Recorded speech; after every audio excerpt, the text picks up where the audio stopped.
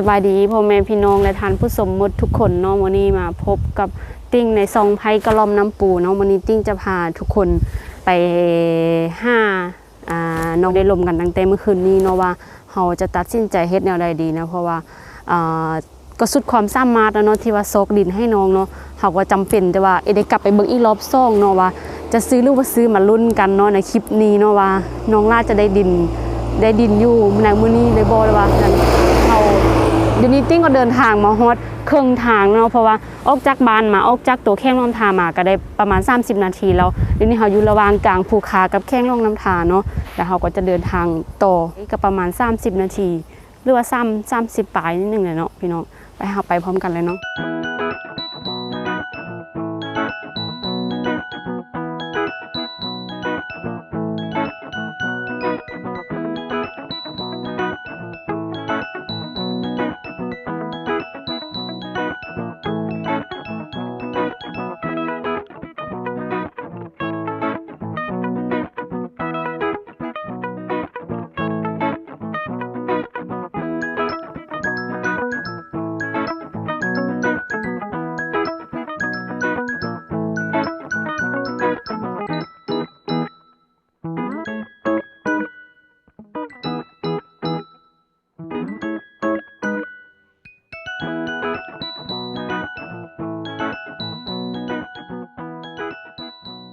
เนาะพี่น้องเนาะตอนนี้เฮากลับมาอยู่ที่เมืองภูคาเนาะเมืองภูคาเมืองที่ขึ้นกับบ้านของน้องลาขึ้นกับเมืองภูคานี่เลยอีกจักหน่อยก็ฮอดเนาะแต่ว่าเฮาหันได้มาแวะห้านห้องการที่ดินเนาะห้องการที่ดินอยู่เมืองภูคาเนาะแล้วก็ได้เฮาได้เปิดแผนพังให้เพิ่นเบิ่งเนาะว่าดินที่ตัวเฮาไปเบิ่งหั่นน่ะมันถือโครงการบ่เพราะว่าได้ยินข่าวแว่วๆว่าย่านมันถือโครงการเนาะได้มาพนักงานเพิ่นอยู่ห้องการนี้ทั้งหลังเนาะแล้วเพิ่นก็ว่าบ่มีปัญหาเนาะดินตัวนี้มันซื้อได้เนาะบ่ถือโครงการแล้วก็เฮาก็ได้เอาใบซื้อค่ายมอบกรรมสิทธิ์เนาะแล้วก็ตัวนี้นี่จะเป็นใบยังยืนมอบกรรมสิทธิ์ชั่วคราวเนาะเฮาก็ได้กักเกี่ยมไปหั่นน่ะแต่ว่าการซื้อค่ายเป็นจังได๋มันเฮาก็ไปเบิ่งไปเบิ่งพร้อมกันเนาะก่อนอื่นบ่ติ้งก็ต้องขอโทษนำพ่อแม่พี่น้องเนาะแล้วก็ FC ทางไลน์ที่ว่าเฮาบ่สามารถซอกบอนที่ว่าได้ราคาถูกแล้วก็ดินที่ว่ามันงามกว่านี้ได้แล้วเนาะเพราะว่าอาทิตย์แล้วเฮาลงมาเฮาก็ได้พัวพันกับคนที่ฮู้จักเนาะแล้วก็ให้เขาเจ้าซอกซอยเฮาน่ะแต่ว่าเฮาซอกบ่ได้แล้วเนาะพี่น้องเพราะว่าแถวอื่นหั่นราคามันแพงกว่านี้แล้วก็เนื้อที่ก็แคบกว่านี้บ่แม่นดินติดทางอีกเนาะพี่น้องดินจะอยู่ในบ้านอีกแต่ว่าภูคานี่มันกำลังพัฒนาเนาะเมืองภูคานี่เขาเจ้ากันเลยว่าดินดอนตอนหญ้าก็เรื่องค่ายดินค่ายดอนก็ราคาก็แพงเนาะพี่น้องเนาะบนที่ว่าเขาไปเบิ่งนี่มันทึกที่สุดแล้วก็เมื่อคืนนี้ติ้งกับไอคิวเพิ่นก็ได้ปรึกษากันแล้วก็ไอคิวเพิ่นก็ได้โทรไปหาผู้ใหญ่ใจบุญเนาะแล้วก็ผู้ใหญ่ใจบุญเพิ่นก็ได้ตัดสินใจว่าจะให้เฮาลงไปเบิ่งอีกครั้งแล้วก็น่าจะซื้อตัวนั้นเลยเนาะเดี๋ยวนี้เฮาก็กะเก็บเอกสารไปนำพร้อมเนาะส่วนที่ว่าดีมันบ่งามราคามันก็ค่อนข้างสูงอันนี้ก็แม่นเนาะตามความคิดเห็นที่ว่าพ่อแม่พี่น้องหลายคนเนาะที่ว่าเข้ามาเม่นแล้วก็ซีแนะนำให้เนาะแล้วก็ขอบอกขอบใจเนาะที่ว่าเป็นห่วงเป็นใยช่วยซีแนะนำให้เนาะว่าราคามันท่านซำนี้ดินดอนตอนแบบเนื้อที่มันต้องประมาณซำนี้เนาะแต่ว่าเฮาก็สุดความสามารถแล้วก็เป็นจะดำเข้าไปติดตามรับชมกันเนาะพี่น้องเนาะที่ไปประมาณ10ปลายนาทีก็น่าจะฮอดแล้วแหละ เอาเข้าไปเลยสบายดีน้องลาสบายดีลุงเนาะวันนี้เฮาก็ได้มาฮอดน้องลาแล้วเนาะเดี๋ยวเพิ่นตอนเช้าแม่นไอคิวเพิ่นก็ได้หากับน้องลานัดเจ้าของดินเนาะแล้วกับว่าจังใดดีเนาะเจ้าของดินที่ว่าอยู่อ้อมข้างที่ว่าดินเฮามาเบิ่งสุดแล้วหั่นน่ะแล้วกับในบ้านเนาะเพราะว่ามื้อนี้อีซื้อขายแบบใดเฮาก็เก็บไปรุ่นกันเนาะเดี๋ยวนี้เฮาก็มาพักผ่อนนี่เพราะว่าถ้าเจ้าของดินกับในบ้านเพิ่นมาแล้วเฮาก็จะขึ้นมาเบิ่งดินตัวเท่านั้นเนาะเพราะว่าเฮาก็สุดความสามารถที่ว่าโซกเนาะเฮาตามใจพวกเฮาเทกับไอคิวรวมกันหั่นอยากได้ดินอยู่บ้านน้ำเงินเนาะพี่น้องเพราะว่าโรงเรียนน้องล่ามันอยู่บ้านน้ำเงินแม่นบ่ลูกอยู่บ้านน้ำเงินแต่ว่าเฮาไป5คนที่เฮารู้จักหั่นน่ะซวยไปโซกซื้อแล้วก็โซกถามว่าบ่อนใดเนาะที่เขาเจ้าขายหั่น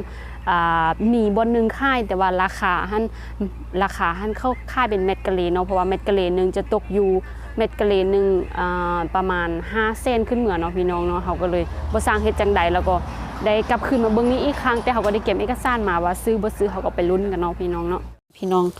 อันเจ้าของดินแล้วกับอันไอ้หลังเพิ่นเนาะลุงหลังเนาะเพิ่นก็ได้มาแล้วก็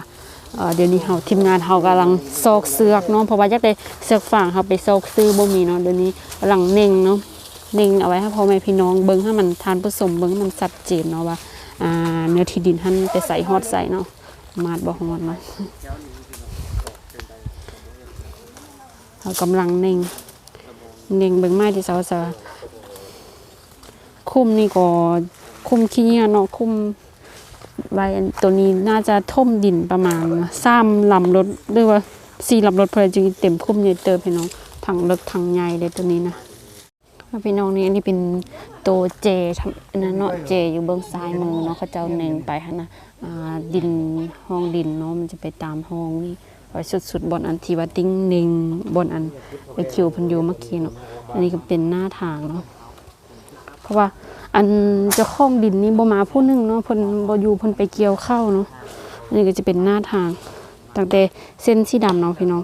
กองติ้งเอาบ่ยักเจงปานใดนะพี่น้องตัวนี้ส้นจนฮอดส้นพุ่นเลยเนาะฮอดบนอันมีอันไม้หลักปักอยู่พุ่นเลยเนาะตัวส้นอยู่พุ่นตัวนั้นเป็นเจแล้วก็นิ่งมาฮอดพี่อันนี้เป็นหน้าทางเนาะพี่น้องนี่เฮานิ่งเสือกหมดแล้วจะมาข้อนำอันเจ้าของดินเพิ่นเนาะว่าเพิ่นจะลดเฮาได้อีกบ่นะ กำลังเบิ่งอยู่นี่ก็นิ่ง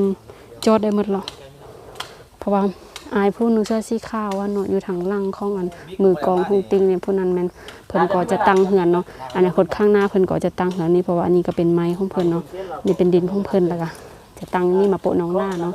แต่คนข้างหน้าก็อีกบ่โดนเนาะน้องหน้าก็จะมีหมู่เนาะถ้าว่าได้ตั้งเหือนอยู่บนนี้เนาะมีผู้ใหญ่ใจบุญเพิ่นซอยตั้งเหือนให้อีกก็จะมีหลายๆคนเพราะว่าเส้นทางเมืองนาวนี่จะเป็นอันเป็นส่วนมาเนาะพี่น้องเป็นส่วนยางส่วนย่างหมดเลยเหมือนทางนี้นะแล้วก็เดี๋ยวพี่น้องเนาะเดี๋ยวนี้เขาก็มาอยู่ที่เฮือนเจ้าของดินเนาะก็บ่ไกลจากที่ดินเขาเบิ่งมาเมื่อกี้เนาะว่าเขาจะมาเกี่ยมเอกสารการจดเขียนกับบันทึกมอบสิทธิ์ซื้อขายเนาะพี่น้องเนาะอยู่ที่เจ้าเฮือนที่เฮือนเจ้าของบ้านเนาะก็จะมีอันสักที่พยานอยู่อ้อมข้างเนาะเขาเอามาเป็นพยานนำเนาะในการซื้อขายที่ดินเพื่อว่าให้มีการผิดพลาดแล้วก็บ่ให้มีเรื่องราวมันยังตามหลังมาเนาะเพราะว่าเขาจะอันนี้เขากำลังประกอบเอกสารเนาะประกอบเอกสารมอบสิทธิ์ซื้อขายอันนี้ใบยังยืนนะจำเป็นในการซื้อขายมอบสิทธิ์เนาะยังมีด้วย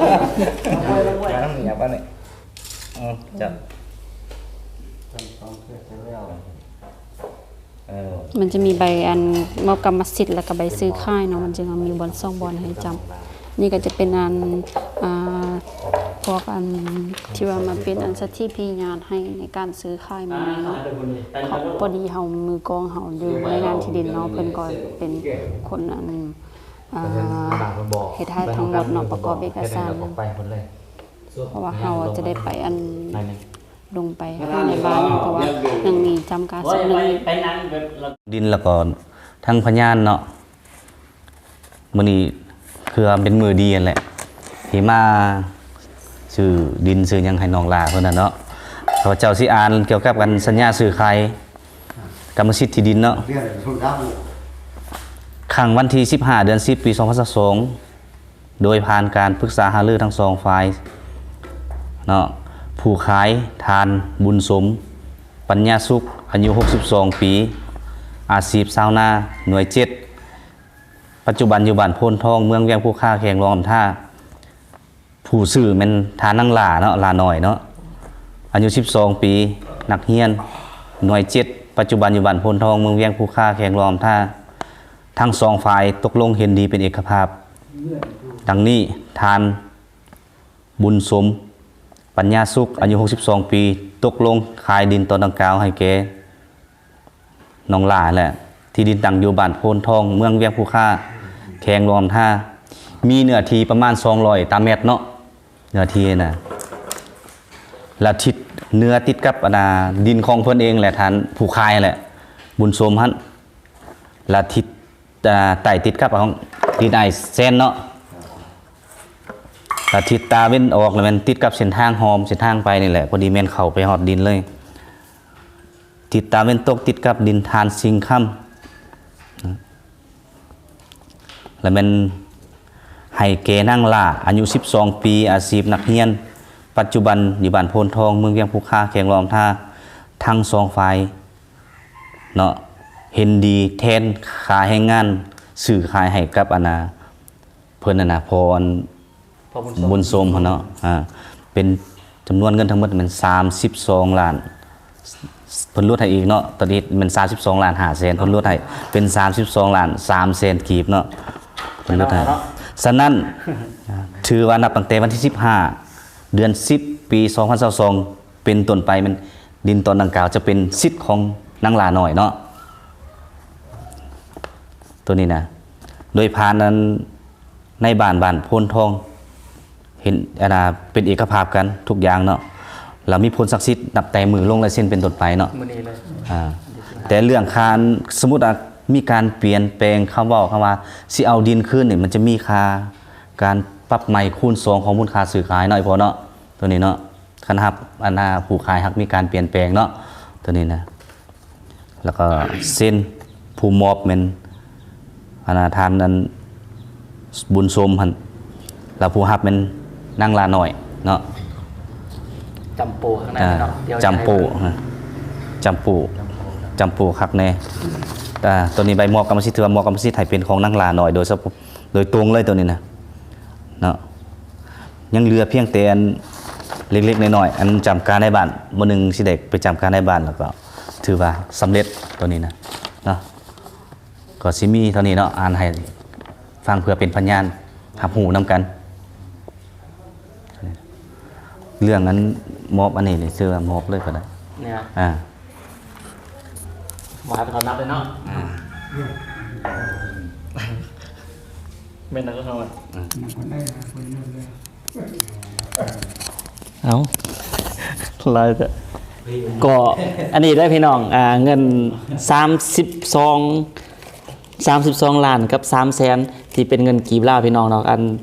FC บางทานว่าอยากเห็นเป็นเงินกีบลาวได้ซ้ำใดตัวนี้คือ10 ล้านตับ10 ล้านนาประมาณนี้นี่10 ล้าน30แล้วก็3 ล้านกับ2 ล้านกับ3แสนเนาะเดี๋ยวจะให้พ่อเฒ่าเพิ่นนับพ่อเฒ่านับมาแล้วพี่น้องเอ้าพ่อเฒ่านับเบิ่ง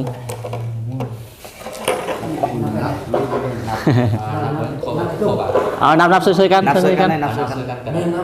เอานับคนละตับเลยนับคนละตับช่วยกันตับละ10 ล้านครบบ่นับผมปันนับในอายนุ่มแม่นี่ทึกโอ้โหคนนี้เป็นนี่นับแต่นี่นับไปเรื่อยนับมีคนนี้นับอยู่ไล่นับไปว่านับไปนับเฮ้ยนับไปไปนับวันนี้นับมั่วนี่ว่ามั่วอีนวลนั่นนี่นี่นับนับเบิ่งตัวจริงให้มันคงทนกันเมื่อดีๆแล้วก็จึงใหญ่ๆกันได้กันบ่นับบ่ใหญ่ๆกันได้เลยที่นับเราก็ถอดออกแล้วเอามาในช่องแชร์ได้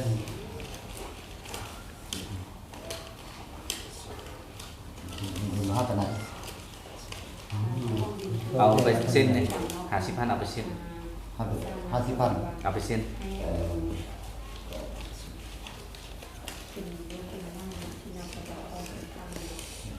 ครบที่2 ล้าน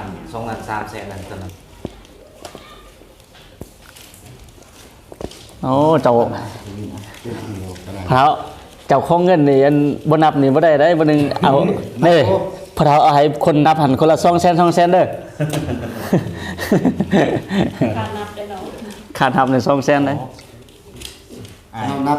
เดือนล้านนึง1,000นึงเลยล้านละพันครบแล้วอันนี้ครบมีนับปีอยู่มั้งครบแล้วนับแล้ว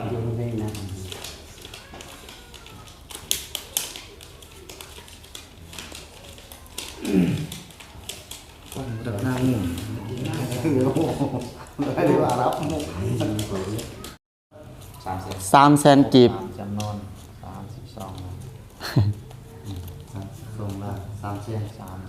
จบวันนี้เนาะ จบ ยิ้มโน้บ่เท่ายิ้มโน้เออ โอ้ยอันนี้ก็น้ำลาให้พ่อเฒ่ามอบเอกสารให้น้ำลาเลยมอบเอกสารให้น้ำลามอบเงินให้พ่อเฒ่าแล้วกัน เอาจังซี่ซั่นน่ะเอ้า น้ำลาไว้เอาครับเอกสารไว้บ้าน ลาครับเอกสารนำบ่เท่าเดี๋ยวอ้ายถ่ายรูปไว้ จับมันปิ้งลงก็ได้โอ้ยมดเลยจับมันก็ได้ จะทางแดงๆนี่กะเออ เดี๋ยวได้นะ โอเค เงินถังบ่มอบกันเลยติ โอเคแล้วติ มาอยู่ที่เฮือนในบ้านของบ้านโพนทองเนาะเพราะว่าตะกี้เพิ่นบ่ทันเข้าไปร่วมเนาะเพราะว่าเพิ่นมีเวียกอยู่เฮือนเนาะเฮาเดี๋ยวนี้เฮาเซ็นคนเจ้าของเรือนออมข้างแล้วก็พยานทั้งหมดเนาะเดี๋ยวนี้เฮาก็ยังเหลือสุดท้ายยังในบ้านเนาะ 50ล้านคือเนาะ100ล้านเอาแสนนึง อ๋ออันเอาเขาบ้าน ธรรมเนียม ค่าธรรมเนียม ธรรมเนียมบ้าน แล้วกี่แล้วเอาให้ใครนะ50,000 ใน เอออันนี้มันเป็นค่าธรรมเนียมเนาะ50,000เนาะโอเค มีค่าธรรมเนียมไม่ถึงเสียค่าที่มูลค่าที่เฮาซื้อดินเนาะเป็นค่าธรรมเนียม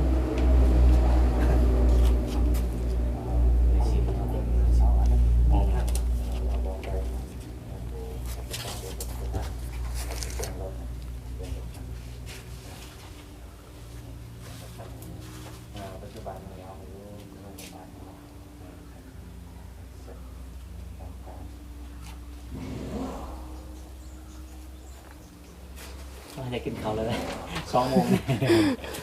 ไปกินข้าวเถอะเนาะ บ่แม่นของง่ายๆเนาะพี่น้องชวนจะได้อัน มา ดิน 11 โมง ตอน คิด นึ ว่าง มาเราจะได้ เนี่ย กลับไว้ซั่นเนาะโดน จำกาเป็นผู้สุดท้ายเนาะคือในบ้านละสิ้นสุดละกันซื้อค่าย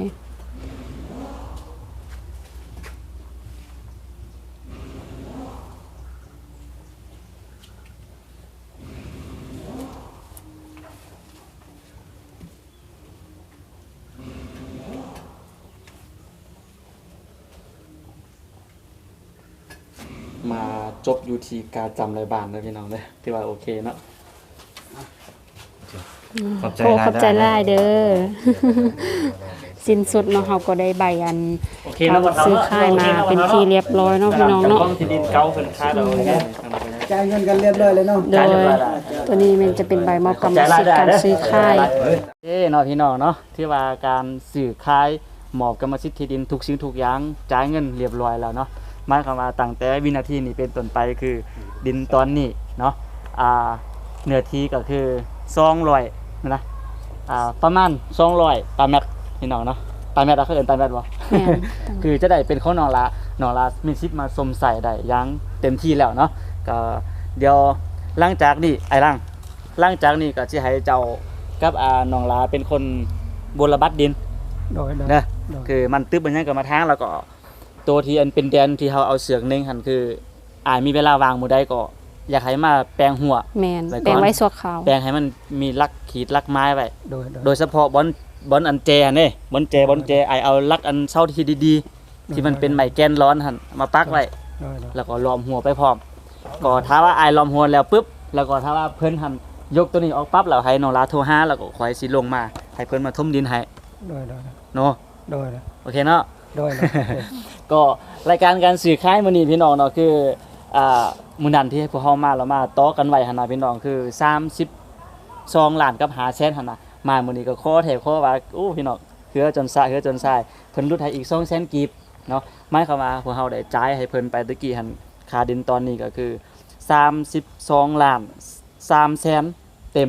แล้วก็บวกอีก50,000กีบคือให้น้องลาไปซื้อน้ำมาให้เพิ่นกินตะกี้เนาะเป็น32ล้าน3แสนกับ50,000กีบซึ่งเทียบเท่ากับเงินไทยอยู่ที่ 70,000 เต็มเลยพี่น้องเนาะประมาณ 70,000 เต็มเลยก็ประมาณนี้เนาะพี่น้องสำหรับทางผู้ใหญ่ใจบุญเพิ่นก็มีอยู่2ทางก็คือทางผู้ที่หนึ่งก็คือเพิ่นบ่ออกชื่อเนาะเพิ่นบ่ประสงค์ออกชื่อผู้ใหญ่ทางฝั่งไทยอยู่ทางอุบลเนาะ40,000พี่น้อง40,000 บาทแล้วก็ผู้ที่สองก็คือไอ้บัญชัยพอฮักของน้องลาเองผู้ที่ซื้อโทรศัพท์ให้เนาะ40,000 บาทรวมกันเป็น 80,000 บาทแต่ว่าพวกเฮามาซื้อหมดไป 70,000 บาทยังอีก 10,000 บาทคือครูคิวจะเอาไว้มาถมดินมาอะไรทำไมแถวนี้ก่อนพี่น้องเนาะแล้วก็การจะเฮ็ดเฮือนเฮ็ดหยังต่อไปก็คือคอยเว้ากันนำหลังเนาะ เพราะว่าตอนนี้คือมันช็อต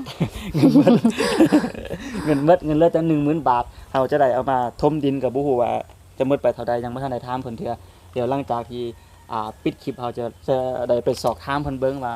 ถมดินเพิ่นสิเอาเท่าใดเนาะไอ้หลัง โดย อยู่บ้านเฮาก็มีหยังรถถมดิน โดยมี มีเนาะ โดย ดีใจแหละได้ดิน ดีใจ ดีใจเอง ตัวนี้คือเป็นใบอย่างยืนเลยเนาะสิให้น้องลารักษาไว้ก็โอ้พี่น้องนี่อันนี้เป็นใบ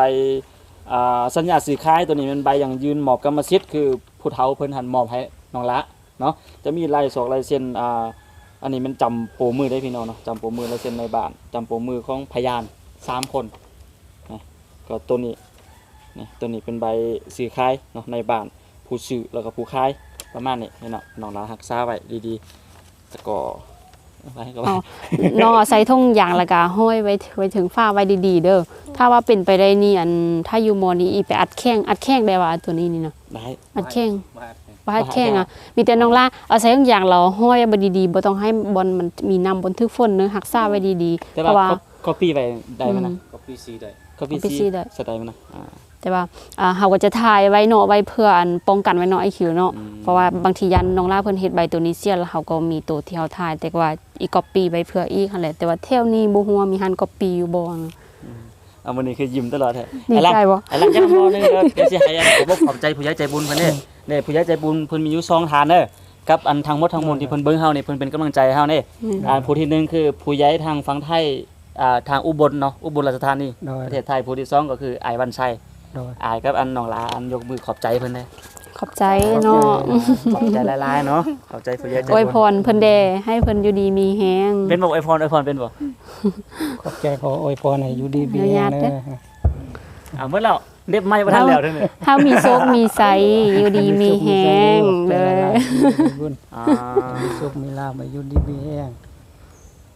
ขอบใจ ไอ้ล่างก่อนนั่นนี่แหละไอ้ล่างก็เบิ่งแย่งน้องหลานเด้อ แม่น ซ้ำก็เป็นลูกอ้ายอันใดอ้ายก็เบิ่งแย่งอันใดที่มันนักมันหน้าอ้ายก็เป็นคนเฮ็ดคือมันล้อมหัวล้อมห้าวก็ไปตัดไม้ตัดหยังถ้าว่าไปตัดไม้ตัดตองใดจ้างเขาไปตั้งไม้บ่จังใดก็บอกน้องเดี๋ยวน้องเขาสิเป็นคนจัดการให้เด้อ โดย แต่ว่าอยากให้มีหัวก่อน อืม ไม้ขีดลักไม้ไว้บ่นึงเขาเจ้าก็สิมาทวงคืนโอ้แม่นดินข่อยได้บ่ได้เนาะเพราะว่าอันนี้เขาก็มีแล้วทวงคืนบ่ได้ทวงคืนนี่ปั๊บไม้คุณซอง แม่น โอเคเนาะไอ้ลังดีใจเนาะ ดีใจโดย แต่ว่าแผนเฮ็ดเฮือนไปเอาไว้มื้อหน้าเนาะ โดย อันน้องหลาดีใจบ่ ดีใจ หยับเข้ามาลูกอย่าใจรัก แปลนที่จะเฮ็ดเฮือนรูปแบบใดนี่คือไอ้วันชัยเพิ่นได้เขียนแปลนให้ครูคิวตะกี้ให้น้องลาเบิ่งคือน้องลาหันมักแบบนั้นเลย เดี๋ยวครูคิวสิขึ้นให้เบิ่งเนาะแต่ว่าบ่ฮู้ว่างบประมาณเท่าใดเทื่อคือครูคิวก็ยังบ่ทันได้ไปถามแถวนี้เทื่อเดี๋ยวนี้อยากกินข้าวแฮงพี่น้อง แม่น พอมาตั้ง11 โมงนี่บ่าย 2 โมงแล้วพี่น้องเขาบ่ได้กินเทื่อเดี๋ยวสิได้ออกไปกินข้าวก่อนเนาะเป็นจังไดก็พบกันใน EP ต่อไปคลิปหน้าจะฮู้แน่นอนว่าจะเฮ็ดเฮือนแบบใดจะเฮ็ดประมาณเท่าใดเนาะเดี๋ยวสิขึ้นรูปให้เบิ่งคร่าวๆพี่น้องประมาณนั้นแหละเนาะน้องติงมีหยังอีกอะ โดยจะได้ก็อันเฮาก็สุดความสามารถเนาะไอคิวเนาะก็จำเป็น ความสามารถ ได้บอนนี้เทๆแล้วก็ถ้าว่าอัน ขออนุญาต เฮาได้เนาะตอนนี้ก็อันขึ้นแพนขึ้นแพนที่ว่าจะเฮ็ดเฮือนนี่เฮาก็ยังมีอยู่แล้วแต่ว่าแบบมันเนาะแต่ว่ายังบ่ได้อันไปถามราคาเทื่อว่าเขาเจ้าเมาหันราคาเท่าใดเนาะเป็นเฮือนทรงไทยก็บ่ฮู้ว่าแถวนี้เขาเจ้าเฮ็ดเป็นอยู่บ่หั่นน่ะเนาะแล้วก็ฝากติดตาม EP ต่อไปเนาะว่าการเคลื่อนไหวดินของน้องลานี่จะเกิดขึ้นสร้างเฮือนขึ้นไวๆนี้บ่เป็นจังไดก็ฝากติดตามใน EP ต่อไปเนาะน้องลาเนาะ